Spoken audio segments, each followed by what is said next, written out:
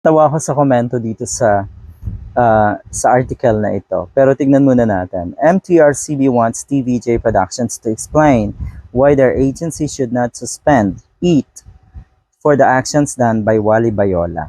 Okay, nagsorry na. Ang ibig sabihin, aminado na may paglabag, may pagkakamali.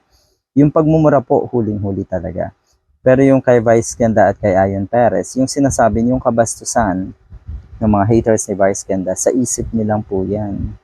So kung ang MTRCB ay ganun din ang pag-iisip, ay wala tayong magagawa. Posibleng ang mapatawan din ng parusa si Vice Ganda at si Ayon. So be it, siguro. Okay? Pero nakikita natin na hindi tama ang aksyon na ginawa or gagawin ng MTRCB kung sakali kay Vice Ganda at kay Ayon. Pero yun nga dito, anong sabi? Why their agency should not suspend it. Bakit daw hindi dapat isuspend? Sabi ng ilang netizen, napakadali ang paliwanag dyan. Okay. Sasabihin lang daw ni Wally Bayola na kasama or isa sa mga host ng EAT ay ang magulang or ang tatay netong MTRCB chairperson. Ganun lang daw kasimple. So paano pa? Ano to? Anong mangyayari nga naman, 'di ba?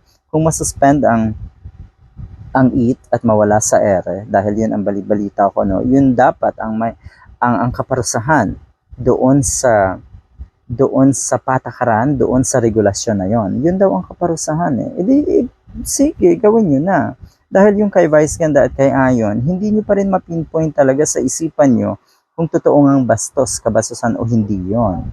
Dahil abay siguro kahit papaano normal naman kayo, maglalaro pa rin sa isip nyo na oo nga bastos ba yun o hindi? 'Di ba? Malilito ka talaga. Pero eto ay malinaw na paglabag, malinaw na bawal. Okay, naku, mukhang mahihirapan dito etong si chairwoman, 'di ba?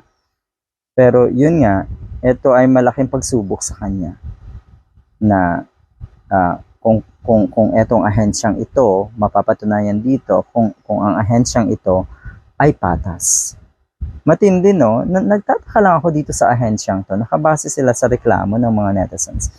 Kaya nga tinawag na review. Dapat sila mismo kahit papano ay nire-review ang mga programa. Yun dapat ang ginagawa nila, di ba? Nagmo-monitor ng mga programa, nagre-review ng mga programa. Bakit? Bakit umaasa? Paano kung walang nangalampag? Paano kung walang clamor or panawagan ang mga netizen na, hey, yung ganito ay kabastusan? Paano yon? Paano kung hindi nahuli etong pagmumura na ito o national television ni Wally? Di walay. Review kayo. Review rin. Mag-monitor din kayo po dyan sa MTRCB. Kayo mismo. Yung tipong maganda sana yung balitang kahit walang nagreklamo, kayo mismo nakita niyo yung paglabag ng isang programa. At napakarami pa po dyan. Siguro naman may mga tao kayo dyan para mag-review at mag-monitor ng mga programa.